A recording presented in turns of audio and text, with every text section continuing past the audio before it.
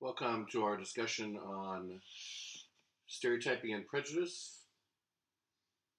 And let us first get into some definitions before I do that. Um, let's talk about discrimination, stereotyping, and prejudice, those three words at the top. Excuse me. So, first, let's talk about the definition for discrimination. Discrimination is a negative behavior towards someone based on their group membership. So a negative behavior that is directed towards someone based on the group that they're part of, whatever group it is. It could be racial, age, gender, sexual orientation, religious. So it's a negative behavior. Now, stereotype is a belief that you have about the link between a group and a characteristic. So it's a belief that one has about the association between a group and a characteristic. Like, for example, a stereotype about Irish people is that they all like to drink, right? So the link is between Irish people and the characteristic is they drink a lot or drink too much. Okay. And there can be, and I should mention something about stereotypes, there are positive and negative stereotypes. So some stereotypes are saying something positive about a group, like, for example, a stereotype about Asians, people from Asian countries, is that they're good at math and science. That's a stereotype, right? But you're saying something positive. And maybe a negative stereotype about, let's say, old people is that they don't understand technology or they drive too slow, right? Something like that. Okay. And then last, prejudice. Prejudice is a negative feeling towards someone based on their group membership. So someone is a part of a group, and then another person, a perceiver, some other individual, doesn't like them, has a negative feeling about them based on that person's group membership, right? So it's like not liking someone because they are a woman or because they are a man, right? Because their group membership. Okay, you might have noticed that I skipped over something real quick before we got into the definitions. I want to go back to that. And that is this little opening image. As you can see from this little caption here, this is a billboard. Not the greatest Xerox here, but you can see it's a billboard. Looks like a billboard, and it was put up on a highway by Chicago. I'm not sure exactly when. I want to say maybe sometime in the late 80s. And it was put up by an artist to illustrate the fact that racism is still alive and well, and it's kind of showing white people what it's like to be on the other side of racism, right? And as you can read from the caption, a lot of people were very upset by that, and it got taken down after a couple days. But the overall question, the reason I put that up is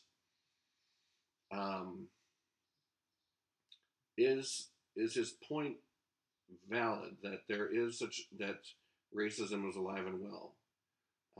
Some people might say no, and we'll explain why that is. And some people would say, oh, obviously it's alive and well, maybe even stronger than it ever was. And we'll talk about why that is as well. Okay, so let's talk a little bit about where we get our stereotypes. Stereotypes, first of all, our brains, we need to understand how our brains work a little bit.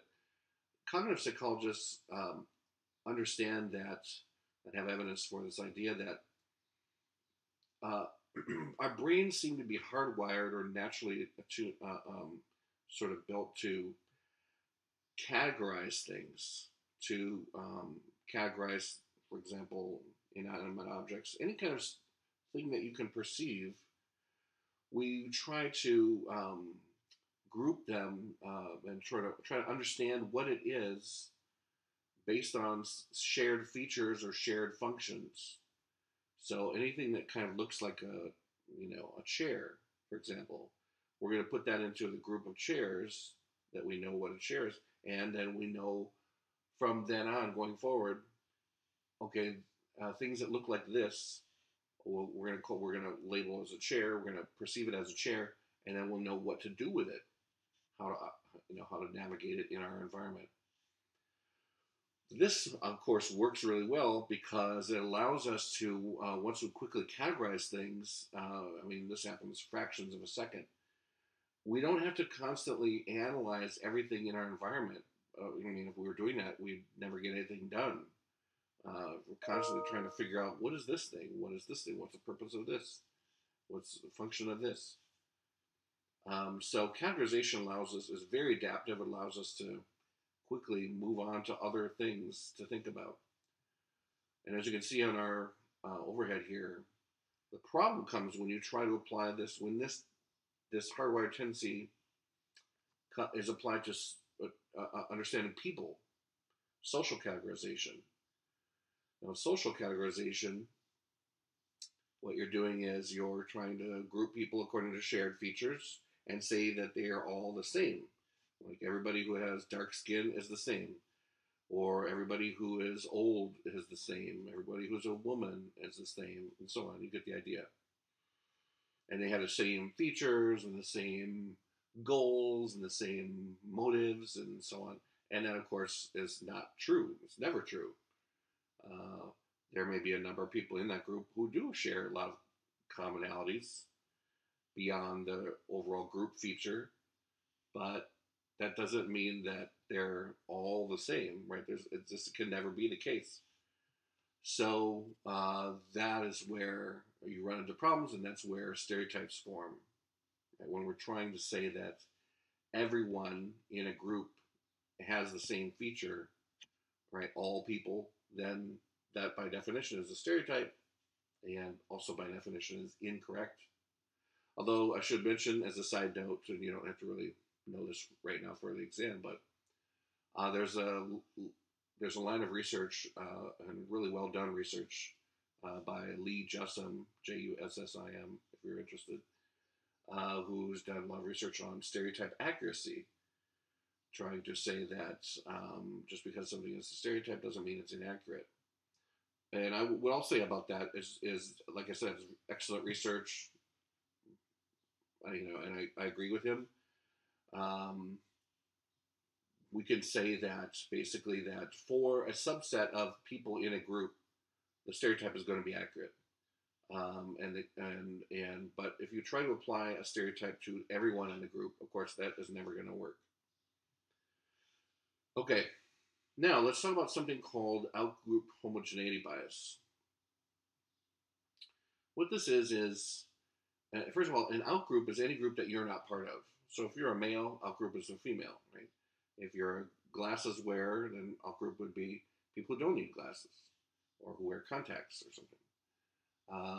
If you're young, an outgroup is an old people. If you're straight, heterosexual, then an outgroup would be people who are gay or lesbian. So you get the idea. So an outgroup homogeneity bias, what that basically means is the perception that the outgroup is all the same. That's what homogeneous, right? They're all the same. And that is kind of what happens when in our normal perception, we have a lot more contact with people in our in-groups than we do with people in the outgroups. And so because of that, we see the outgroups as more of a homogeneous, right? They all share all the same features. And so to the degree that that's the case, then we see them, it's a fertile ground for creating stereotypes. Another way of phrasing the outgroup homogeneity bias is, they all look alike, or they're all alike. Okay, Now, so we've got categorization, social categorization, and outgroup homogeneity bias. Now, once we have the stereotype, things that contribute to its perpetuation are things like illusory correlation. This is where you see a strong correlation between two variables that are either weakly related, there's hardly any relationship between them, or there's no relationship between them. But instead, you see a very strong relationship between those two variables. For example, there's a stereotype about blondes have more fun with women, right? Blonde women have more fun. Well, that's an old stereotype. Now it's making this the link, a very strong link between hair color and the amount of fun you have in life. But in reality, this correlation between those two variables, how much fun you have and the color of your hair, is likely fairly low. Right? There's kind of a random thing to group together. But instead, what people perceive is, right, they tend to perceive, if that's a stereotype, and we'll talk about why they perceive illusory correlations that way, where they come from. They instead see there's a very strong link. Once you develop your stereotype, you see the world through the stereotype lens, and we'll talk more about that in a minute. Okay, so again, definition of illusory correlation. It's where you see strong relationships between two variables that are either weakly related or not at all related. Now, this is the thing that I wanted to mention when we're talking about seeing the world through the stereotype lens, right, down here with illusory correlations. So let's start at the very top. Let's say you got your prejudice and stereotype, and then you have information that's consistent with your prejudice. You see something that says, that basically confirms what your stereotype or your prejudice is. What happens is you notice that and you remember it, and it gets into your memory, and then it makes your prejudice get stronger, right at the very top there. Now, what about if you encounter someone who doesn't go along with, who is not an example of your stereotype? So you've got someone from a group that you have a stereotype about, but you're getting information from them that's inconsistent with your prejudice or stereotype. That's, for example, an old person driving fast, or an old person who is really great at computers, right? So that's inconsistent with your stereotype. What do? You don't notice that information. You don't pay attention to it. You don't remember it, because you treat it like an anomaly. It's like it's kind of a freak accident. And so what happens is your prejudice is unaffected, right, by that example that doesn't fit your stereotype. So if you see this, looking at both of these processes, it's a stacked deck, right? That there's basically no way for your prejudice to get weaker. It can only get stronger. And that tends to happen. And people tend to be fine with that. They tend to be fine with the prejudice and stereotype because it's a tool that allows them to be cognitively lazy, right? And we'll talk a little bit about that as well. Okay. Subcategorization, another thing that helps us maintain stereotypes, where basically what's happening is let's say you encounter someone from the group that you have a prejudice against, right? So you don't like that group, but then you encounter a member of that group who you like. What do? Then what you do is you create a special category, and again, this is not a conscious process, but you create a special category for that particular group, for that particular person, and that allows you to kind of separate them out from the group, right? Your brain kind of separates them out as a special example from the exception from the group. So, for example, a white person or whoever, or someone from any group that doesn't like, let's say, African Americans. So it could be Latinos that don't like African Americans, or whoever. Jewish people who don't like African Americans. Anyway, any group that doesn't like so let's say they have a prejudice against African Americans, and yet they love Oprah. So what they do, their brain will create a special Oprah group just to put Oprah in it. And then, as you can see on this on the screen, uh, these are the people who say, "I'm not prejudiced against African Americans. Some of my best friends are," or "I love Oprah," or "I love um,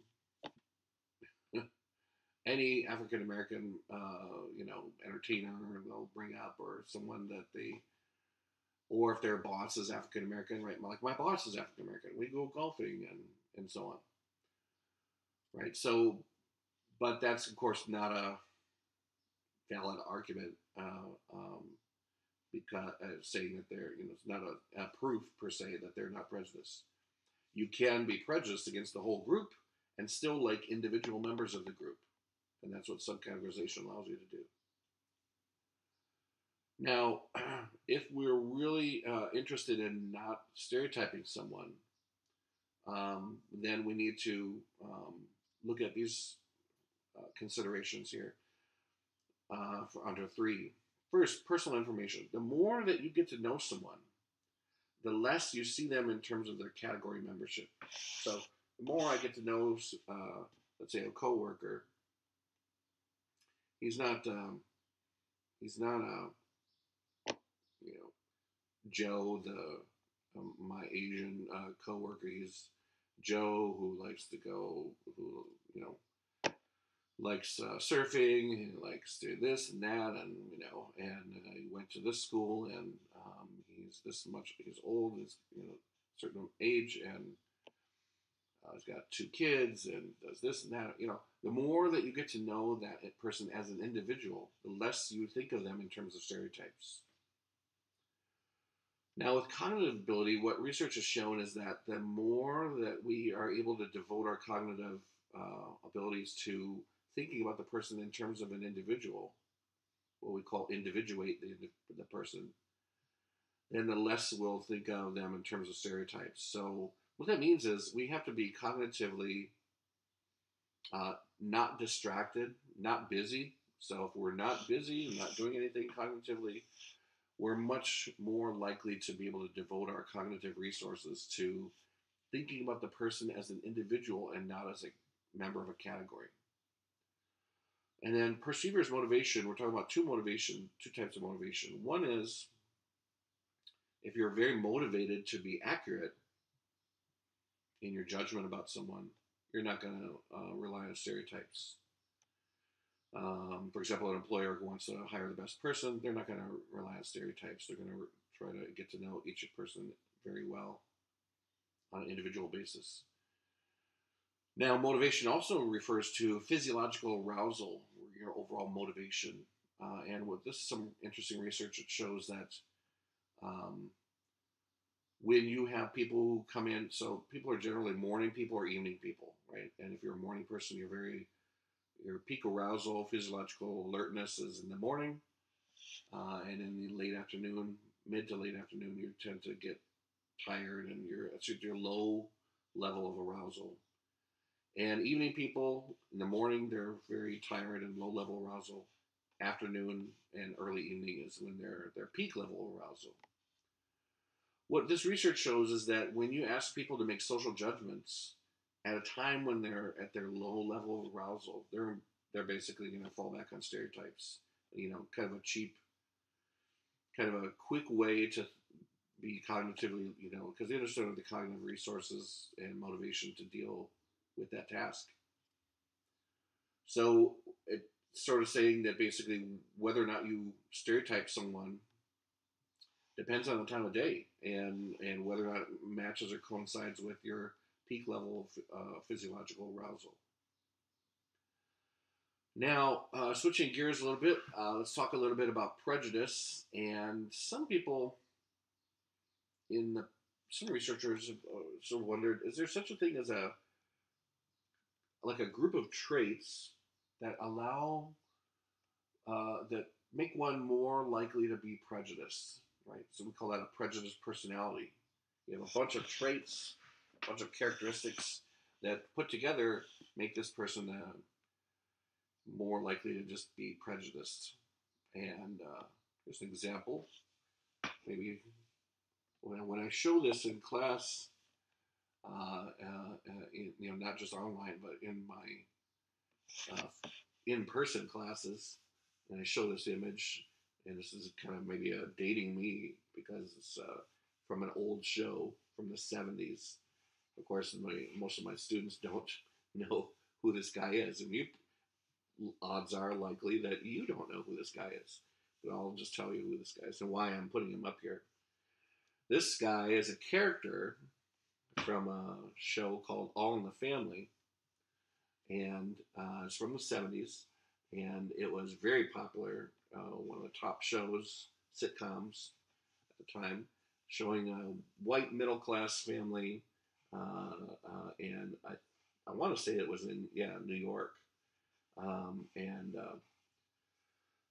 the whole premise of the show was this guy he's a bigot. He's basically doesn't like anyone that's not like him. And you're saying, wow, sounds kind of like a show that I wouldn't want to watch, right? About some mean-spirited, mean-hearted person. But it's meant to show the folly of being prejudiced, and everyone else around him wasn't prejudiced. But only he was. And so it's sort of meant to shine a light on the prejudices, show how dumb it is to be prejudiced, and they were doing it in a kind of a humorous way. And they tackled some big subjects too in the show, so it was quite groundbreaking. And so, but this guy, his character's name is Archie Bunker, and the actor's name is Carol O'Connor. So Archie Bunker didn't like anyone who wasn't like him. And like I said, it was very prejudiced against pretty much everybody. And this is kind of like what some of these early researchers were talking about when they're talking about a prejudiced personality. And and something called authoritarian personality. An authoritarian personality is, and this is research from the 1950s, is someone who is, as you can see in here, submissive to authority, sexually inhibited. They think I wrote categorical thinking, or you can write black and white thinking. Basically, it's either my way or the highway. It's either right or wrong. The world is black or white. There's no gray areas, or for this person anyway.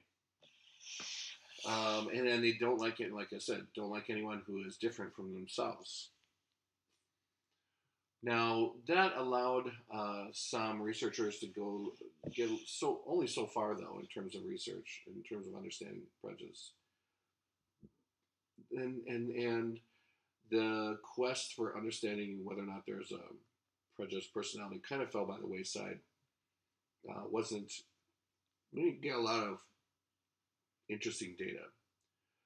So what other researchers over the years have done, and I just put up a couple examples, is not look at a whole constellation of traits, but maybe one trait at a time that would contribute to prejudice. For example, social dominance orientation. You can be either high or low or somewhere in the middle, or somewhere, on that line in terms of where you fall on social dominance orientation. So it's like a trait. And what it refers to is the degree to which you think that society should be hierarchically organized. That is, the degree to which you think that it's normal and natural for society to have haves and have-nots, or people in power and people with less power. People who are high in SDO, right, social dominance orientation, think it's normal and natural to have that kind of pyramid, that hierarchy of power in society. That's good and natural. And people who are low in SDO think that everybody ought to be equal. There should be equal distribution of power and resources. Okay. Research shows that people who are high in SDO are less tolerant of people who are different. Right? They're more likely to be prejudiced. Now with religion, I mean, we could have a whole separate class on religion and prejudice, and as you could imagine, there's a lot to talk about there. But all I want to say about religion is that research shows that the more orthodox you are in a particular religion, whatever religion it is, and by orthodox we just mean the more that you follow the letter of the law in terms of your particular religion, the less tolerant you are of people who are different from, deviate from that. Okay. Now, Robbers Cave experiment. This is research on prejudice and where prejudice comes from. Sharif did, and actually I'm going to skip past this. This is the Robbers Cave State Park in Oklahoma. And he was testing something called the realistic conflict theory, which I'll just mention right now, which basically says that when you put two groups in competition for a scarce resource, you're going to get prejudice. And he wanted to test that out in a real life situation. Okay, so again, realistic conflict theory. When you put two groups into competition for a scarce resource, you get prejudice. So what he did with this is from like the late 50s. He published this in a monograph in 1961. And his name is Sharif, S-H-E-R-I-F. His first name is Muzaffer, M-U-Z-A-F-E-R. And so here's what he did. He had two groups of boys come to this state park, and they were unaware of each other. They were coming for, summer camp experience, just a regular summer camp. And the boys were aged 9 to 11. There was about a dozen in each group. They come to the park at separate ends of the park. It's a very big park. And they set up camps at each end of the park. Okay? And we can break this down into 3 phases. So in the first phase, the groups for the first week just bond. They're oblivious to each other. They don't know about the other group. And so they're just doing their own thing within their group. They're setting up their camp. They're getting used to their camp routines. They're, of course, making friends, doing activities. Then at the beginning of the second week, we've got the groups being introduced to each other. The counselors bring them to the middle of the park, and they meet each other, and they say, you guys are going to compete for a scarce resource. And the prize was $5 for whatever group wins. And also the winning group would each get, every member would each get their own pocket knife, which I always chuckle because no way that would happen today, right? With the politically correct and yeah. Here, let's give you some knives. The times have changed. And so you got this scarce resource they're competing for. They're going to do athletic competitions for the second week. And the team that wins, that has the most points, will win the scarce resource. And right away, in that second week, the counselors noticed prejudice occurring almost instantaneously. They'd ask them, who are your friends? Only people, they only say people in their own group. What are people in your group like? And they'd say all these great characteristics. What are people in the other group like? And they'd say, they're stinkers, they're meanies, they're cowards, and so on.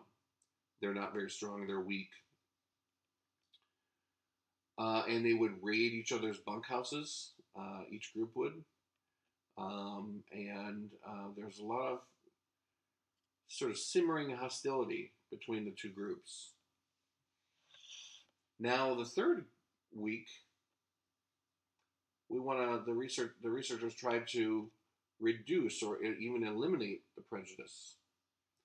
And there's a couple ways they tried to do this. So first way, and I don't have this on here, but you could write there's a couple ways that they tried to reduce. The first thing they tried was something called the contact hypothesis. Contact hypothesis says that the reason why groups are prejudiced is because they still know each other. They don't hang out. So what you should do is just have them literally be put together, in a room or somewhere, and they'll start to talk and get to know each other, and then prejudice will disappear. So they tried that by having them sit every other person. One group was called the Rattlers, and one was called the Eagles. And so they have a rattler, eagle, at the mess hall for lunch. And that was a huge failure. Didn't work out very well because ended up being a big food fight. So contact hypothesis didn't work. So now we're going to try something called the superordinate goal. You've probably heard of the word subordinate goal, which is sub meaning under, but superordinate means a superordinate goal is a kind of a goal or a task that can only be accomplished by two groups cooperating. So the two groups have to cooperate. If one group tries to do it by themselves, it's not going to be successful. Okay, so you're saying to yourself, well, what are these goals that they're going to try and have them do? One of them was, and this is from that monograph, you can't really see it very well, but it's this giant water supply, and the camp counselors made it seem like there's something wrong with the water supply, and they had to try to clear the faucet and have a bucket brigade and pass water down the line, but everybody was working together, and then they lo and behold fixed it. The second problem that they fixed, the superordinate goal, was on the last day when they were going to go home. They had two separate buses. One of the buses, though, right, because they were going to all ride home. One of the buses got stuck, quote unquote stuck, right, in the little bit of a ravine, like in a little bit of a ditch off the side of the road. And so the counselors hooked up some chains and ropes, big thick ropes, to the front of the bus, and everybody cooperated, right? They all grabbed the hold of the ropes and the chains, and they also pushed. So some people pushing and some people pulling, and they all worked together to get the bus out of the ravine, the little ditch there.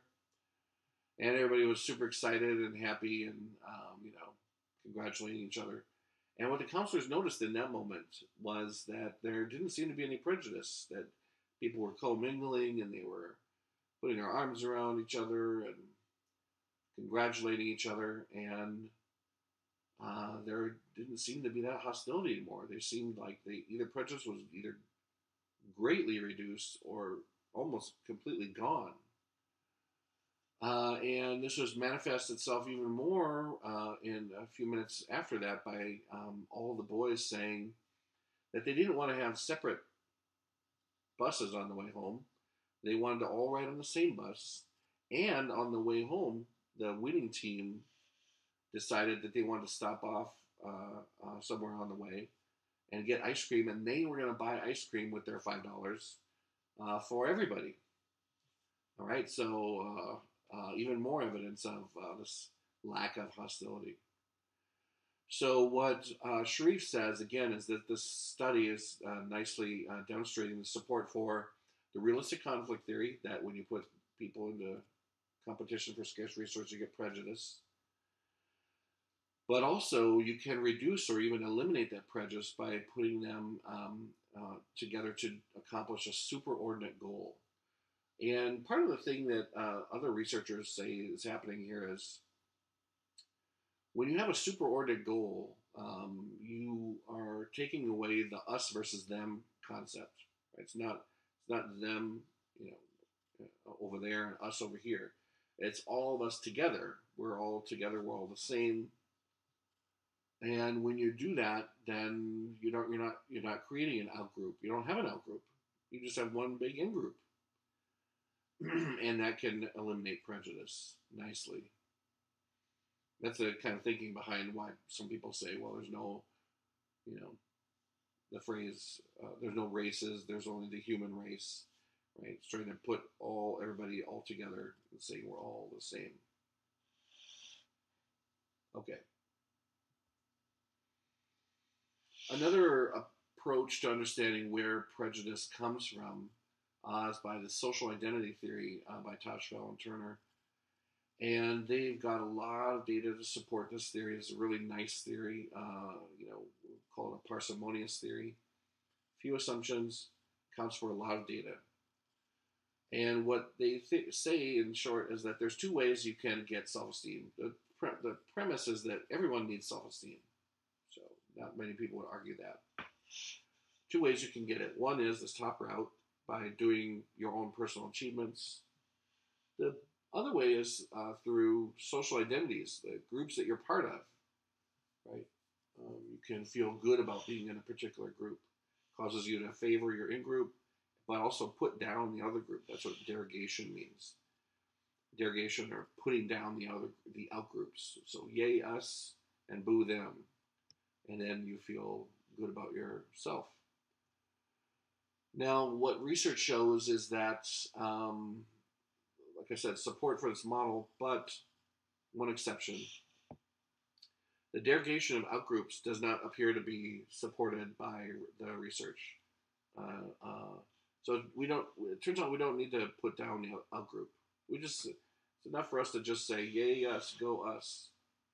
And then we'll feel good about ourselves. And I should also mention, these aren't mutually exclusive. You can do both. You can feel good self-esteem by having accomplishments and also being a part of a particular group. One thing, for example, might, if you're wondering about the social identity thing, one reason why people try to join exclusive country clubs, for example, right, and they pay $20,000 a year to be a member, is that it's a special group. They get treated specially, right? But not everyone can get into it, right? So you feel privileged to be a part of that group, and that makes you feel good about yourself.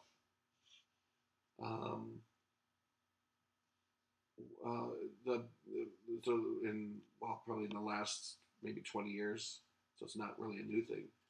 But people put bumper stickers on their cars saying my kid is an honor student at such and such school. Okay, so it's nice. You're bragging about your kid being smart. But what you're also doing is you're saying that I am a member of a group of people who, number one, has a smart kid, but number two might be my kid might be smart because you are a good parent. So you're saying I am a member of the group of people who's doing it right, parent-wise. Right, it makes you feel good about yourself. Okay, there's some examples. Now let's switch gears a little bit and talk about sexism. You all know what stereotypes are about gender stereotypes, right? What men are like and what women are like. We don't really I'm not going to go into those too much. But let's move down and talk about gender role orientation. And as you can see the definition here, extent to which you report having characteristics that are stereotypically associated with males or females. And there are 4 gender role orientation groups. One is masculine, right? So if I said, write down your traits, what traits do you have? Your personality traits. And try to describe yourself. And if more than 50% of those are masculine, then we'd say you have a masculine gender role orientation. Same thing if you wrote them all down and more of them, more than 50% were feminine. We would say you have a feminine gender role orientation. And I gotta emphasize here that you can have a masculine or feminine gender role orientation even if you're not a male or a female. Opposite. So let's say if you're a male and most of the traits that you wrote down were stereotypically feminine, then we would say that male has a feminine gender role orientation. And the same thing with females, right? So it can be opposite. Now, if you write down characteristics that are half of them are associated with man, being stereotypically a male and half are female, we'd say that you're androgynous. Androgynous. And then the last one is if the characteristics that you list, 50% of them are neither masculine nor feminine, right? They're sort of neutral, like being friendly, being outgoing, being honest. We would say that that is an undifferentiated gender role orientation.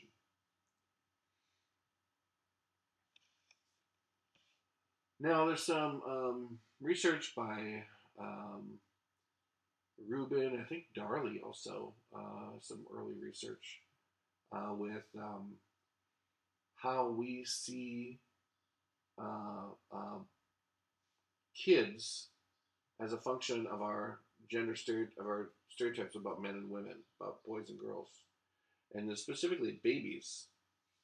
So in this research, what they did was they had there's a couple of different things they did. They had a baby wrapped up in a little white blanket, and at some point the baby starts crying in this little video, and then they stop it, and some of them, men and women, were told who were watching the video, they're told it was a baby boy, and some others were told that it was a girl, and so they just say, well, why did this baby start crying on the questionnaire?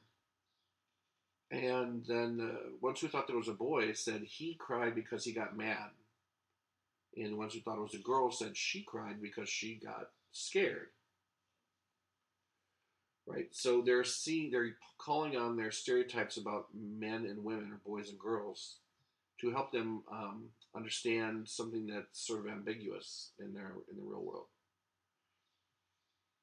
A similar study found that when you're told it was a boy or a girl, that biases how you describe the baby in this white blanket. If you thought it was a boy, they would describe the baby as strong, big boned, tough, right? Got sort of angular jaw, and so on. If you thought it was a girl, you would describe that same baby as petite, delicate, soft, finely featured. We see the world through our gender stereotypes. Now, one question is, why do these gender stereotypes persist?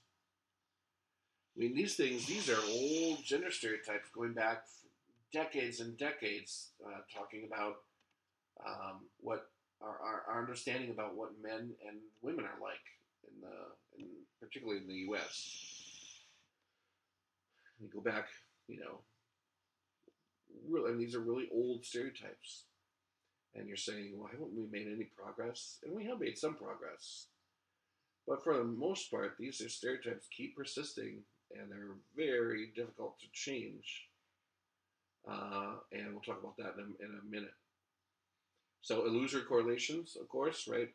That process that we talked about earlier, that's one reason why they persist, right? Where you only notice things that conform to your stereotype. You don't pay attention to things that don't conform. Subcategorization, another reason why gender stereotypes persist. And another big one is cultural institutions like movies and TV and these kinds of things help perpetuate gender stereotypes. Print ads like this one, right? Choosy moms choose Jif. Now, what is the researcher saying here? The advertisement saying here? They're saying that moms are the ones that apparently do all the shopping, and moms are the ones that care about the kids. They're doing the child care, and apparently the moms are the ones that are making the decisions about what the kids are going to eat. There's nothing in there about dads, right? I'm kind of curious. Like, why are they only appealing to moms? Maybe they're saying that moms are the homemakers still in 2016, right? And there are some, but it's certainly less, much less than it was, decades and decades ago. Here's another one. Mom's not worried. Mom's got the magic, right? It's got a little truck in the toilet there. Oops.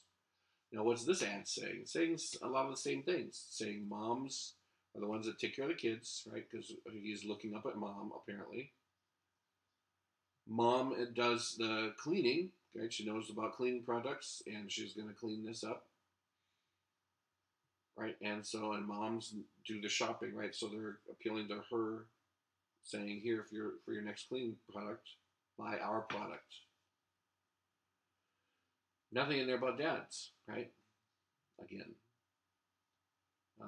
And so what this is communicating to people is that this is what's normal. They're saying, the advertisers are saying, this is what's normal, this is what you can relate to. And people then start to see that. They're looking at magazines and they're flipping through and they're seeing things like this. And they see, this is normal. This is our society. This is not controversial.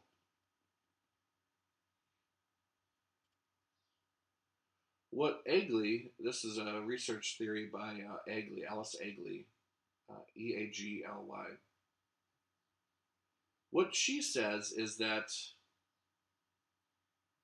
boys and girls, men and women, actually are a lot more similar than they're different. And what she says is these gender stereotypes that we've been talking about like what's the role of women, what's the role of men, what women are interested in, what men are interested in, and these things that keep getting perpetuated through TV and movies and so on. Where do they come from? They come from this three-step process, according to Eagly. So going way back to the beginning of time in terms of human history, she's saying first, combination of biological social factors, a division of labor has emerged. So you got men and women doing different things because of their physiological and social factors. Then, step two, people behave in ways that fit the roles that they play. Men are more likely to have physical, social, economic power. Right? So that men have, there's this big imbalance in society between men and women, and men have all this power, and women don't. And last, these behavioral differences provide a basis for social perception, leading us to see or perceive men as, for example, dominant by nature and women as domestic by nature, when in fact these differences reflect the roles that they're playing. Okay, so let's stop that for a second and sort of kind of tease these apart and figure out what's going on here. Going back up to 2, right? People behave in ways that fit the roles they play. So guys, because they're going to be the breadwinners, right? The ones that have the physical power and the economic power, and they're out, getting the resources for the family, right? They're going to behave in ways that fit the roles they play. So to be the one that's the best able to get the resources, that would favor guys who are more aggressive, guys who behave a certain way, right? So they behave that way. They show those traits. Women are going to behave in a different way to fit the role that they're playing, right? The women are much more likely to be concerned with relationships and between themselves and other women, and between themselves and men, and so on. But more specifically, on 3, what tends to happen is we perceive men, any kind of behavior that the man is doing, as happening by nature, and any kind of behavior that the woman is doing is happening by nature. What that means is people perceive that the behaviors that the men and women are doing are genetically caused. Right? They're seeing them as, so if you're a man, for example, you are genetically, according to this perception that men are going to be perceived as, for example, dominant, aggressive, more physical, and all those things are caused by nature. Any kind of interest that the man has, if he's interested in machines and sports and other things, those are going to be also genetically caused. And same thing with women. Women are interested in um, playing with dolls and whatever else, dance and any kind of other thing that you can think of that sort of stereotypically activity that has been relegated towards girls in this case, but also women, um, having certain interests, certain hobbies, certain um, aspirations. The idea is that they're also caused by nature, by genetics, and specifically, it's the idea that they're caused your by the fact of you being a woman or by the fact of you being a man. So we're talking about the sex chromosomes, XX versus XY. But Egley is saying in the very last line here, these differences are not genetically caused, but in fact they reflect the roles that we tell them to play. What Egley is saying is that boys and girls, from the time that they're born, are a lot more similar than they are different. The reason why they start to be different in our society, why they start doing different things and showing different interests, is because we raise them to be that way. We socialize them to be different. We say, if you're a boy, here are the things that you are interested in and should play with and aspire to be. And same thing and we say something completely different for girls. To say that you should only play with these dolls, or these toys. You should only be interested in these kinds of activities, and so on. And the social roles theory has a lot of data to support it.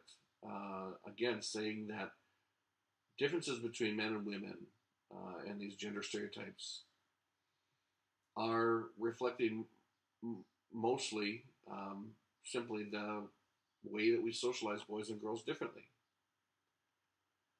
And she's saying that theoretically you could raise a boy the way you stereotypically raise a girl, and he would show all those stereotypically feminine behaviors, aspirations, characteristics, and vice versa if you did that with a girl. And this is just a little flow chart showing the social roles theory. Right? Biological, social, economic factors lead to individual labor. Then you do role consistent skills and behaviors. That leads to gender stereotypes. Okay, now let's talk in our last section here. Talk a little bit about racism. Early studies of racism, one of the earliest ones was by Katz and Braley in 1933 at Princeton. They looked at, at this time, of course, there's highly segregated, and basically everyone at Princeton was a white male. They had a few females, but they would ask these group of these white males at Princeton, describe your fellow Princeton college students. And of course, they would list off all these great characteristics. And then they said, also describe the characteristics of African Americans. And they listed off basically any kind of negative characteristic you can think of. And that gave us sort of our first window into the understanding what the content of the stereotypes that whites have about blacks. A little later, Allport, another famous researcher in Prejudice, did a really interesting study. And some of you are probably familiar with something called the telephone game, where basically you have a half circle, or you could have a full circle of people sitting next to each other. And what you do is you describe something in the ear, whisper it in the ear of the first person, one at one end, and then they're supposed to whisper it into the ear of the next person next to them, and so on, all the way down the line. And what you want to do is you want to see how the thing, either the story or the picture that they're supposed to describe, changes as it goes down the line. So in this study, they showed this for about like 10 seconds, maybe 10, 12 seconds, to the first person and said, look at this and try to remember as much as you can. So looking at it, right? And then they take this picture away and say, okay, go ahead and whisper it into and describe it to the next person. And so, go down the line. And again, these were all white people, right, in 1947. All white people. Invariably, at the end of the line, the last person would describe it like this. Well, it sounds like they were sitting on either a bus or a subway, I guess, maybe, and there's a bunch of people sitting down, and then there's a really well-dressed white guy. He's in a suit, and he's got his arms down, and then there's a black guy he's got like bib overalls, and he's got an open razor, and he's getting up in the face. He's being very angry and confrontational to this white guy. And it always ended up that way. And this is the curious thing, and what Allport says happens is that this study is evidence that stereotypes bias the way that we perceive information and the way that we remember information. Right? So all these white people have, of course, a negative stereotype about African Americans. So when they're sitting there in the line and they're listening to this person whispering into their ear about the well-dressed black guy in a suit and the white guy the white guy's in the wrong. He's got he's confronting the black guy. The black guy's not doing anything wrong. The white guy's being very aggressive with the open razor. And so let's say they're hearing this, and they're saying to themselves, oh, that doesn't sound right. They must have got that wrong, because that doesn't fit with my what I know to be true about society. Right? There's no way that a black guy could be wearing a nice suit and not be doing and be in the right. Right? They're saying that black guy is always wrong. Black guy is poor, can't afford a suit. And so they say, oh, I must have misheard it, or the person next to me must have misheard it. And so they describe it in a way that fits their view of society. And then that's how it goes down.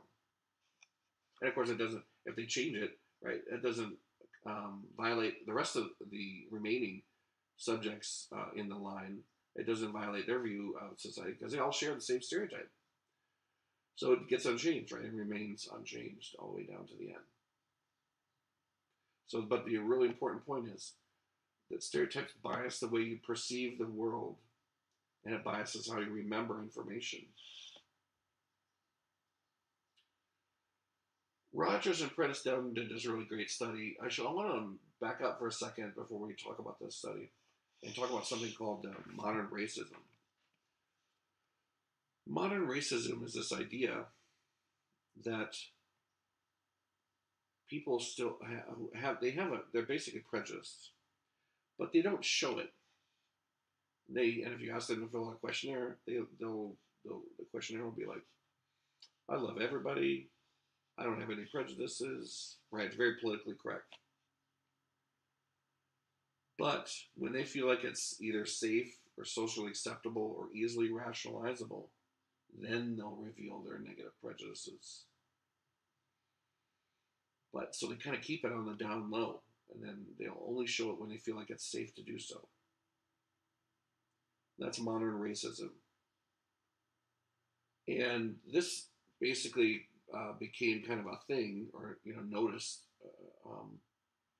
at the end of the 60s, or probably more likely in the beginning of the 70s, some people thought, wow, that prejudice and racism seems to have gone away largely in our society. It wasn't as overt as it used to be, right? Jim Crow laws and separate but equal and colored drinking fountains and so on. That was all sort of thing in the past. And so some people thought all the tumult of the 60s and all the,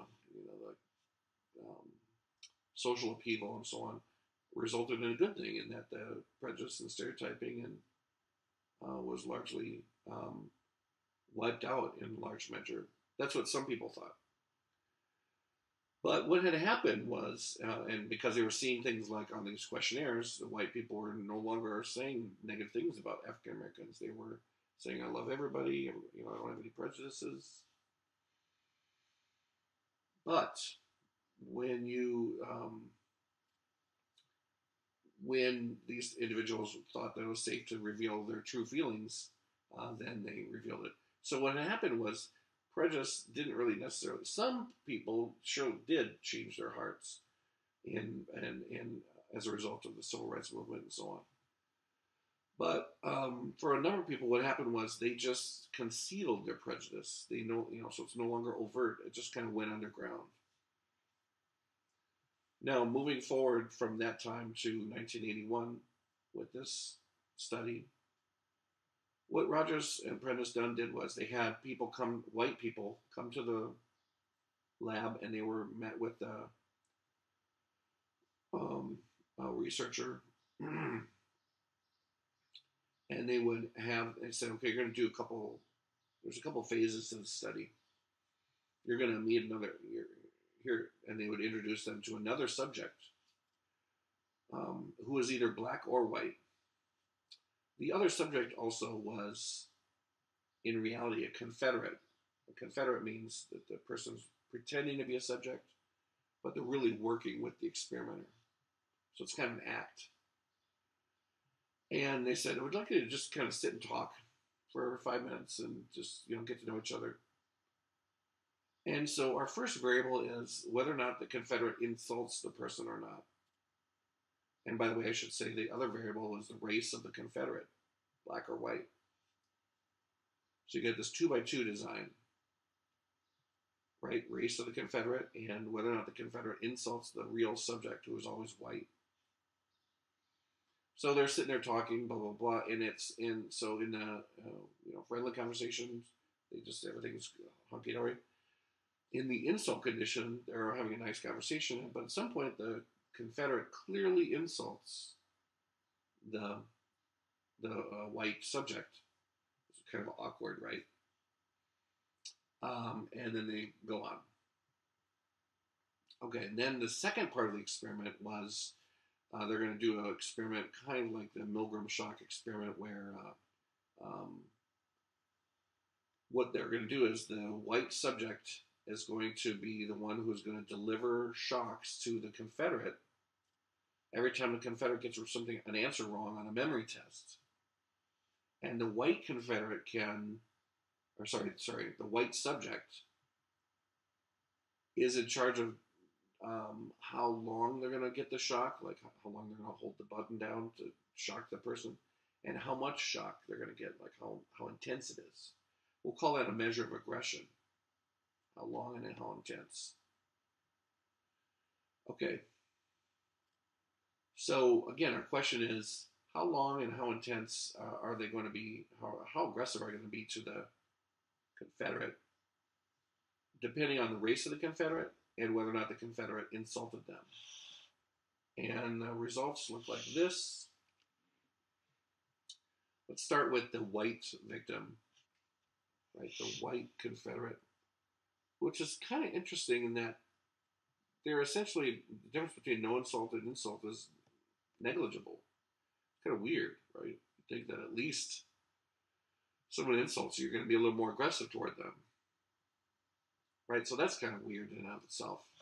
But I really want to talk about the difference between the green and the red line. The red line meaning the black victim here. So let's go to the no insult condition. You can see here in the no insult condition, it's almost like the white subjects bent over backwards to not shock the black Confederate. Right? They really didn't want to shock them. They didn't want to do anything that looked like they were prejudiced. But once in the insult condition, look at that tremendous gap. That gap between the green dot on the insult condition and the red dot on the insult condition, that's where we'd call modern racism. Because if race didn't have an effect, those two dots would be on top of each other. But they're not, right? There's a huge jump for the black victim. They just let them have it, shock-wise. And if you ask them about it and say, why do I notice you really let them have it? Oh, well, it's because I was kind of mad they insulted me. And again, if race wasn't an issue, then they would insult each person, black or white, the same.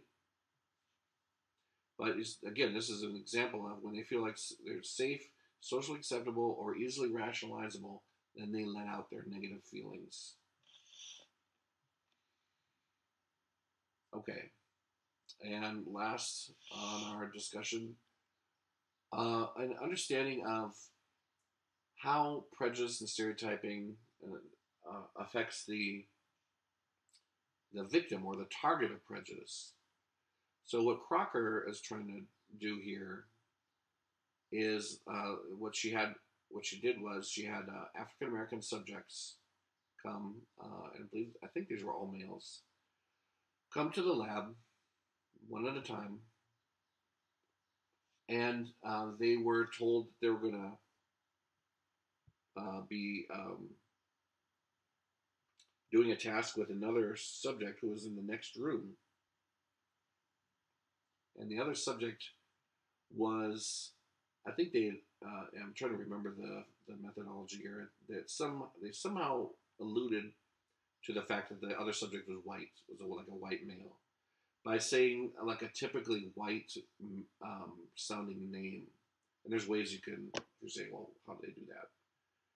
You can give a bunch of names out to a prior group of people, and have that pre-tested to see which name sounds the whitest, right? And then they just pick that.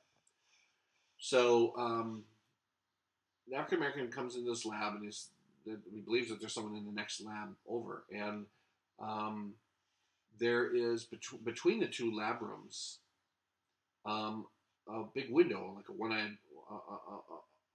one-sided, one-way mirror, right? And so it's the kind of thing where the person in the next room could look in to see the African American, but the African American couldn't see them. But covering the window is big, huge blinds. There's a bunch of blinds, and so for half of the subjects in this experiment, the blinds are closed the whole time, and for the other half of the subjects, they're open. Right, so that's one of our variables. We'll call it seen versus unseen. And now the African American, what she has them do first was fill out a self-esteem questionnaire, and then fill out a questionnaire about themselves, describing themselves, their goals, their personality, what hobbies they like to do, and so on. And then she says, okay, I'm going to give this to the next person in the next room, and they're going to evaluate it, and I'll come back with their evaluation. Now, in reality, there is no other person in the next room, but she goes into the next room, pretending to, and maybe talks a little bit, makes it sound like there's someone in the next room. And she comes back with a pre-filled out, either very positive evaluation or very negative evaluation. And gives it to the African American. He reads it, but it's, and it's not specific. It says things like, "Oh, this person sounds cool. I'd like to get to know them. They seem like we might be good friends. We got a lot in common," and so on. Or this person and I have nothing in common. They don't seem very cool at all. I don't think we'd get along. They seem kind of nerdy or whatever, something negative. And then, so after the African American individual reads it, then she says, I'd like you to fill out another self-esteem questionnaire. So they do. And the big question here is, how does the treatment or the prejudice of this apparent white person, and by the way, I should mention, in the demographics questionnaire that they fill out, describe themselves, nowhere on there do they say anything about their race, right? So it's meant to be the case that the white person doesn't know what race this individual is, right? Okay, so the important point to mention. So question is, again, for the African American person, does this positive or negative evaluation from the white person have a negative effect on their, or even a positive effect on their self-esteem? How does it affect the target of that prejudice? And here is the results. Here are the results. Let's look, you can see on the y-axis there, it's the change in self-esteem from time 1 to time 2. So self-esteem going up or going down. Okay, let's look at the positive feedback on the left. Positive feedback. Okay, so in the not seen condition, that's the far left bar. Self-esteem, as you can see, goes up, right, plus 0.40. So what she's saying is, the African-American individual is saying to themselves, this person likes me for who I am, right? They can't see me, but they gave me positive feedback. They like me based on just what I wrote.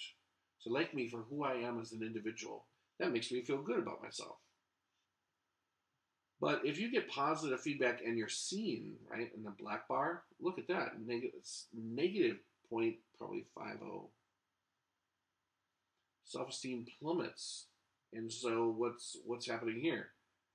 Crocker is saying that the African American is saying that this white person is saying that they like me, but the only reason is because they can see I'm black. It's a patronizing positive feedback, and that makes me feel bad about myself. Now, in the negative feedback condition, when they're not seen, right, so they're getting this negative feedback, and the person doesn't know that they're black, right, they can't see. The blinds are drawn, or the blinds are closed. Then, as you can see here on that little bar right on that negative feedback, that means that the African-American individual is saying they don't like me for who I am as a person. Right? They can't see that I'm black, but the reason they don't like me is because of what I wrote about myself. And that makes me feel bad, right? And on the last bar, seen negative feedback. Right? So now they're African-American individuals believing that this white person doesn't like me, but yet they can see that I'm black. And so that's probably the reason, right? It's basically racism. They don't like me because I'm black. And that does not affect my self-esteem. I just let that roll off my back. No big deal. Does not affect my self-esteem. Okay. So these are what Crocker says are the attributions that African Americans and more broadly people in stereotype groups have to make on a constant daily basis, trying to understand why are they nice to me? Why are this person mean to me? Why do they treat me this way? Why did they say this or do this? Constantly trying to attribute it to either personality or racism, right? And it's what she refers to as attributional ambiguity. Okay. Another thing we'll mention here, stereotype threat. And definition is kind of a long definition. Members of stereotype groups, right, know about the stereotypes so that when they're asked to do a stereotype relevant behavior, they get anxious because they don't want to confirm that stereotype. But unfortunately, the anxiety torpedoes their own performance and thereby confirms the stereotype. So, for example, let's say, stereotype about white guys is that they can't jump very high, right, playing basketball. White men can't jump. There's even a movie about it, right? So let's say then it comes time for the guy to play basketball, and he's nervous about confirming the stereotype about his group, and everybody's watching, and the anxiety that he feels about potentially confirming the stereotype is the thing that actually impairs his performance, and he ends up not jumping very high, and thereby he confirms the group stereotype. This is research by Steele, Claude Steele, and who's at Stanford. And what he did was he brought in people who, in this case, were white and black, and they were matched on SAT scores, math scores. So they're both equally capable with math, right? And bring them into and they're not really told that that's the reason why they're brought in. And they're told, okay, what we're going to do is half of them are told, I'm going to give you a test of intelligence. And the other half are told, we're just going to give you a test that's not really related to your intelligence, more of just a cognitive test, right? Just to figure out some word problems or number problems. Okay. The stereotype about African Americans and whites is that African Americans are not as intelligent as whites. So what happens, according to Steele in this research, is that the anxiety about confirming that stereotype, oh my God, this results of this are going to tell whether or not I'm intelligent or not. That anxiety actually impairs their performance significantly, and you can see it that it does. You can see that on this left, when you're comparing whites and blacks, huge deficit in performance. But the thing that's important to remember is that they're both equally matched on math ability on the SAT. So, but when you say this is unrelated to intelligence, you're not bringing up the stereotype. There's no stereotype threat. Then they perform the same way. They get the same scores, which is what should happen, right? So Steele is saying that the stereotype threat is definitely, and I should say there's dozens of studies on, and more than dozens on stereotype threat. So a lot of data to support it. Same thing happens, for example, with men and women. And this is a math test, again saying that women are not as good as men on math and engineering and science and so on. When you say that this is something related to that men typically do better on this than women, bringing up a stereotype about these engineering and math performance deficits between men and women, then that brings up the stereotype, and then women don't do very well at all, as you can see on the left. But when you don't evoke that stereotype, or don't say anything about men and women performing differently on this test, then they do just fine, right? Because they're matched on the math abilities on SAT, and they perform basically the same. Okay, and that's about it. All right, well, if you're wondering what that was, this is something called facism. I'll just talk about that. This is something that when I was writing my Prejudice textbook, I stumbled upon. Not really one of the big isms, as you probably might figure out. But what facism is this idea that researchers have found that when men and women are portrayed in print ads and in print in general, that men are usually portrayed from neck up or shoulder up. And women are usually portrayed full body shots of women, no matter what you're talking about. Could have nothing to. And what he's saying is that this is due to the patriarchal nature of our country. Men are valued for their brains, women are valued for their bodies. And that's found over and over and over and over again. And you can see that. I mean, you can do your own research. Just get a bunch of magazines and see, or newspapers, and see how men and women are depicted in photographs. Okay. That is the end of our discussion on stereotypes and prejudice. Hope you enjoyed it. We'll see you next time.